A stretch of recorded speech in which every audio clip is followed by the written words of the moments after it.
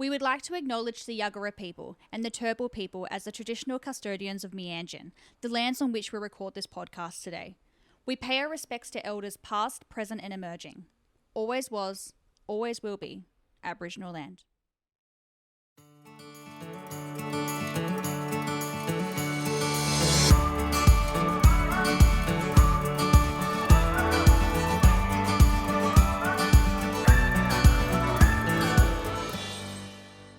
Hello and welcome to another episode of For the Health of It podcast, a podcast made for healthcare professionals by a nurse on the inside. So my name is Jess Tully and I am the HCA Brand Ambassador and a registered nurse myself.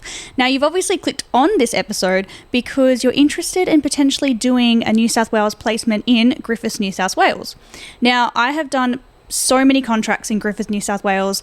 I was trying to calculate how many contracts I've actually done there. And I think I've spent about a year and 3 months total in that town alone by doing contract work. So safe to say that it's definitely one of those favourite spots that I always go to. I've just had really great memories and I've just had a really great, professional work experience there as well. So Griffiths was actually the very first contract I ever did as a brand new rural remote nurse. So for those people who are kind of starting out and they don't really know where to go as their first placement, I can highly recommend Griffith. So it's a regional town, and when you're going into that kind of, travel nursing space and it's a brand new world to you, you've got 3 different options. So you've got a regional town or a regional hospital, which is a lot larger. You've got doctors there, you've got CT scans normally. It's quite a nice, over 20k population, sometimes up to 50k. And then you've got rural, which is a lot smaller, little towns of up to 5,000. Usually you don't have things like CT scans or doctors on call. Doctors like in the hospital, they're usually an on-call system. And then you've got your very remote, which is not a sector that I've actually gone into as yet, but I've done rural and I've done regional. So regional is a really good space to kind of just dip your toes in and kind of, you don't feel as isolated when you're a travel nurse and you go into a regional town because you feel like you're in like a little mini city, if that makes sense. So when I first got to Griffith, I wasn't super shocked at how small it was. It actually was a really nice size to me. It's about, I think I was Googling it, and it says there's a population of over 26,000. So, pretty decent amount. You've got lots of shops there, lots of restaurants, lots of things to do. I mean, obviously, if I've spent a year and 3 months, I've definitely done all the nice touristy things around there. So that's, what I'm going to talk about in this podcast today.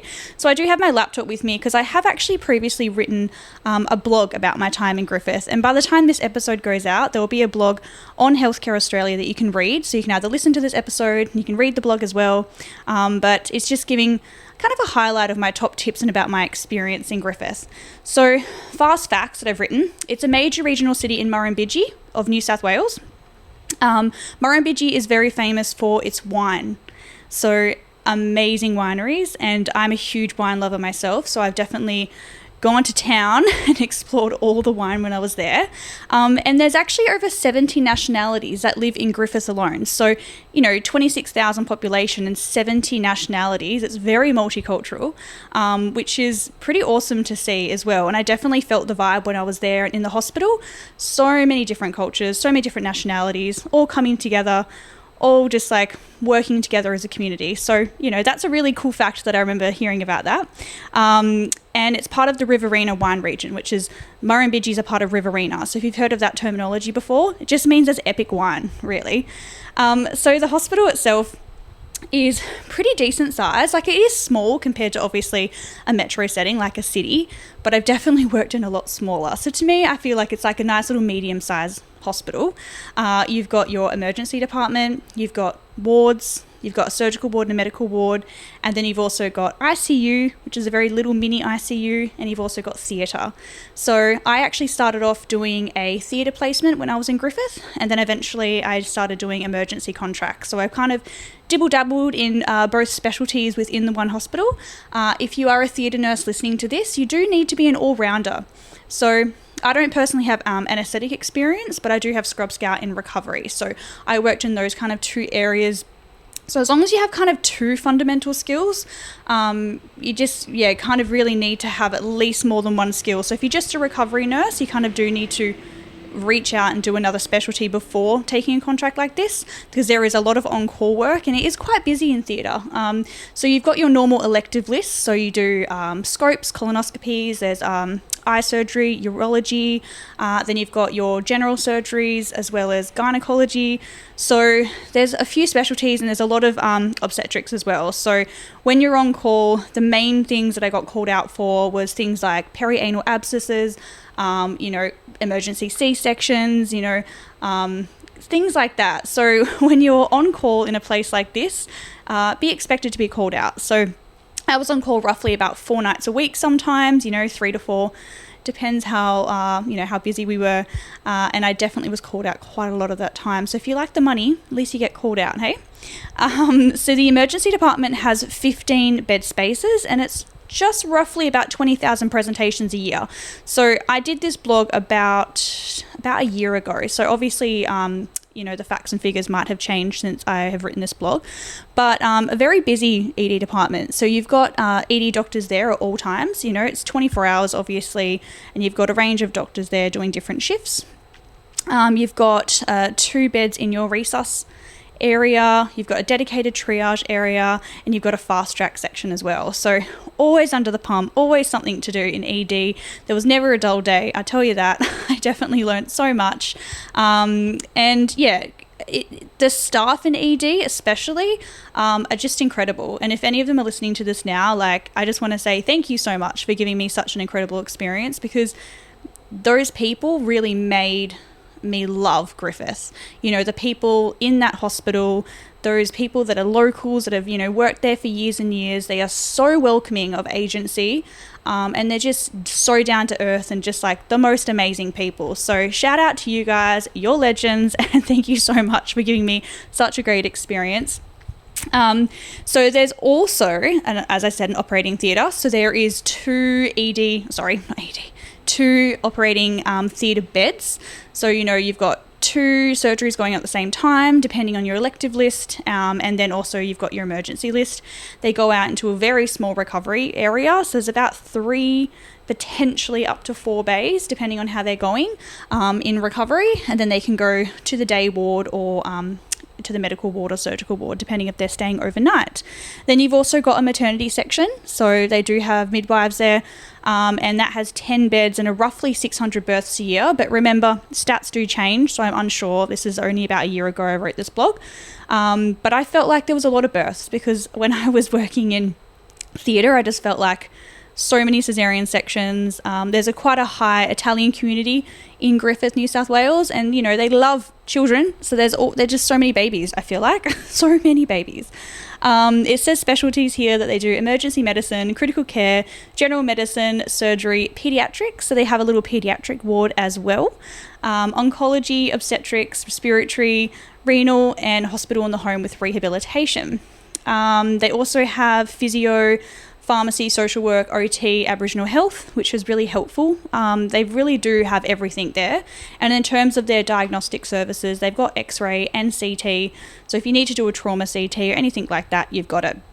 So the main places that you send people, if they're needing more further care, is Wagga Wagga. Or you can just say Wagga. People used to tease me because I used to say Wagga Wagga. But that is the biggest regional hospital. So that's where the transfers would go. And that was just a few hours from Griffith.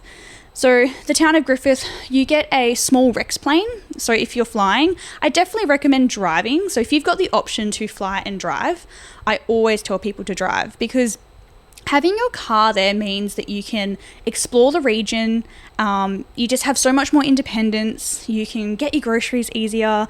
You can go visit, wineries. You can just do so much. And I'm always very experience focused. Like, some people go on contracts and they're money focused. They just want to work, nothing else. I'm very experience driven. So I go on these contracts, yes, to get some good coin, but also to experience life and experience new things. So if you have the ability to have a car with you, then do it, because you can just explore so much and just see so much of the Murrumbidgee region. When you do arrive via flight, so it's a Rex flight, it's a very small one, look at your itinerary, because I signed a 12-week contract and I had a 15-kilo baggage allowance on the Rex flight. So I mean, I'm sure this is for males too, but for a female to put 15 kilos of your life into a bag for 3 months, very difficult. Like the most difficult thing I've ever done in my life. So, I mean, I did it, but it was really hard. So just heads up with that. I actually bought a little cheap bicycle when I was there, and I just gifted it to other agency nurses. So I bought a bike for about $80, and I just like rode around town, and I had a little basket. I used to send it to my consultant at the time, and she just laughed and thought it was so cute because it was a bright yellow bike. So yeah, they do have Big W and Kmart available. So if you do want to buy a bicycle, you can do that. If you do drive, the coolest things that I found, so I'm from WA originally. I was from Perth, and then I did my first contract. And it blew my mind to know that it's only a 4-hour drive to Canberra, or about 3.5 to 4 hours, and then 5 hours to Melbourne and 6 hours to Sydney. To me, to have days off and do a road trip and then be in a different state and be able to have a couple of days and then drive back home was just mind-blowing. Like, I actually just found it so much fun. I'm going to go into... Actually, before I dive into the food hotspots, I'm just going to give you a few tips about the agency world of doing New South Wales. So when you're doing your contract, now this is just if you're doing a contract. So when you do it with Healthcare Australia, you're kind of signing a contract to do New South Wales Health. So just have a look at your contract, because sometimes there are surge ones at the moment. And if you get paid by the agency, then this isn't applicable for you. But if you sign a contract and you're working for New South Wales Health, but under Healthcare Australia, so you get paid by New South Wales Health, then it's a fortnightly pay. And it is a little bit lower. So people thinking about agency world, they're kind of like, oh, I don't really want to go to New South Wales because I don't want New South Wales rates. But I will give you a little bit of pros and cons to it, okay? So obviously the rates are lower, but you can actually call Maxia. And Maxia are salary packaging. And if you phone them up, you're actually classified as a New South Wales Health casual employee. So if you say to them your agency, then you're not applicable. They're like, it doesn't work for you. But technically you're under a contract with New South Wales Health. So you're a casual employee, right? And you get a casual employee number. It'll be on your very first payslip. If you call Maxia, you can actually set up salary packaging. And I don't know the stats off the top of my head. I feel like it's like $9,000 or something that you save on tax. Either way, it's amazing. So I had a loan that I was paying, and you can actually put it so pre-tax money goes straight onto your loan. You can get your meal card where you can get pre-tax money put onto a meal card, like meal and entertainment card. And you have the options of doing that. So if you're doing a 3-month contract, do it, because you're going to save so much money. You can put it towards loans, you can put it towards bills, you can put it towards anything. So that's another little handy tip. So sometimes people don't want to go to New South Wales because of that reason, but when you look at that, it kind of justifies it and makes it so much better. So big tip, just while it was on the top of my head just there. So food hotspots.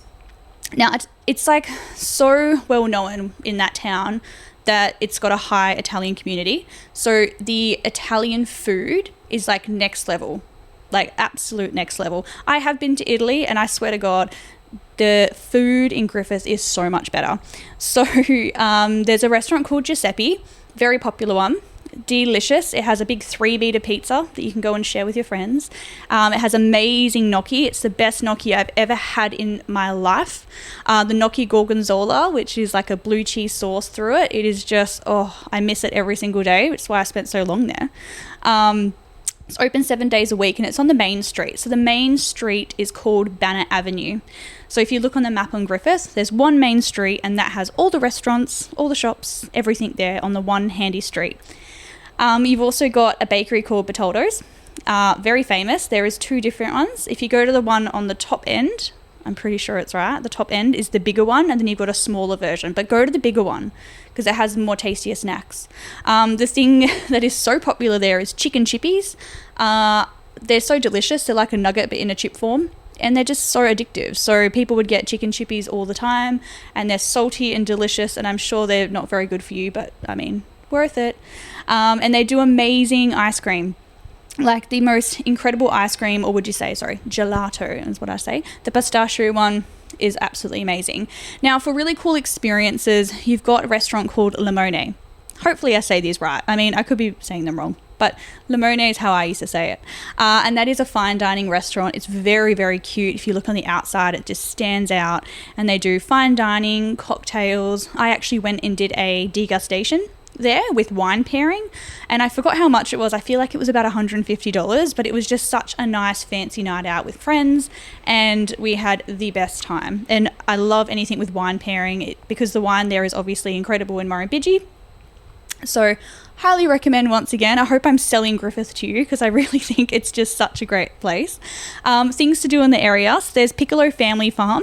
I actually never got to go to Piccolo Family Farm, but they used to have events on all the time. So they used to have bands on, you can go for picnics, and it's just a huge area where there's fresh produce and there's a restaurant there. But I actually never got to go there personally. I just kept forgetting. I don't know why.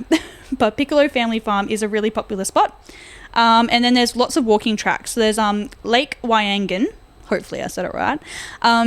It's not the most beautiful lake ever, not at all, but it is really close to the city centre. So if you just want to go for a really quick walk and you don't really want to go very far, that's a good one.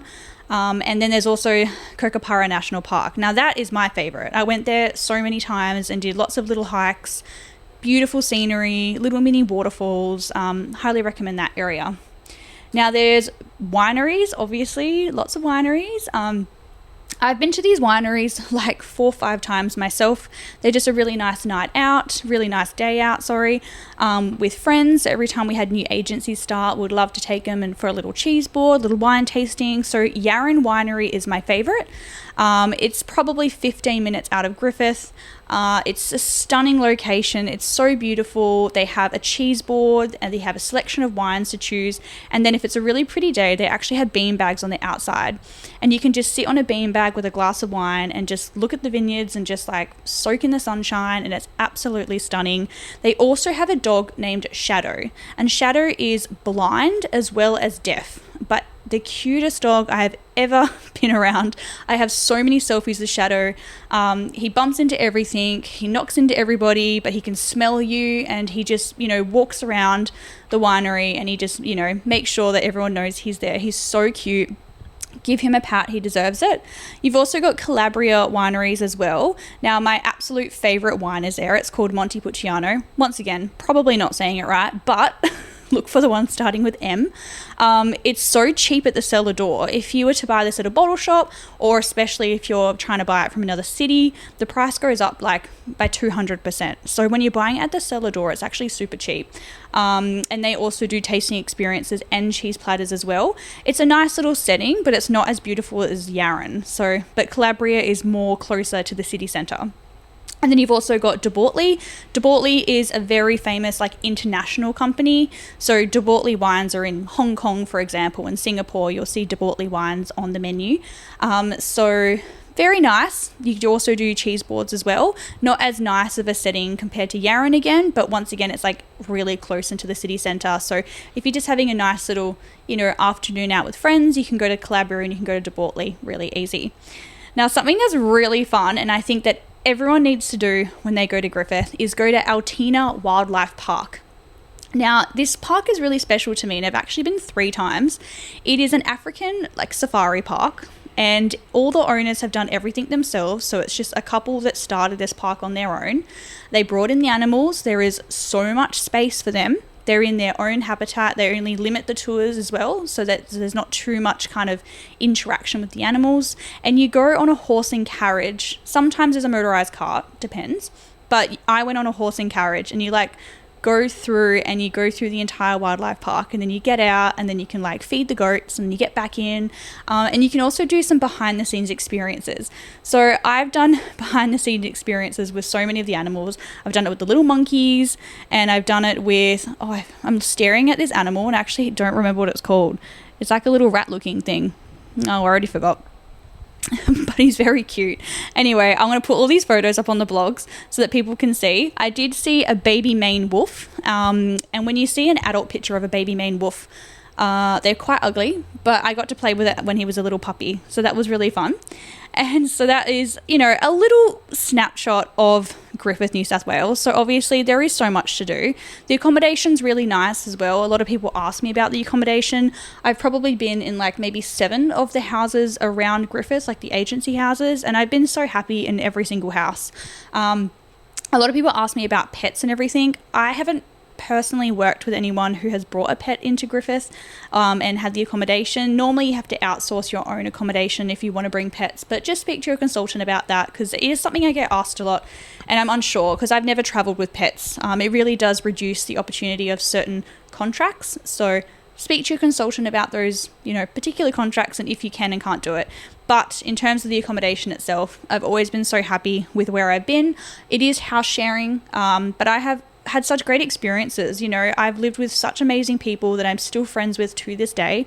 And I'm actually so grateful that I was put in a house with other people, because it makes it not so isolating. It makes it enjoyable and fun. And you've got that, you've got that bond already because you're both travel nurses and you're both alone. So to me, it's amazing. But there's heaps of nursing and heaps of midwifery positions. So if you're interested, I tell you now, get onto your consultant and sign a contract. And if you're not already with Healthcare Australia, then just join. You can message me anytime as well. So I'm the one behind the scenes on social media. So if you don't have our Instagram, it's healthcare.australia. I also run the TikTok page, which is Healthcare Australia, and you can laugh at my funny TikToks.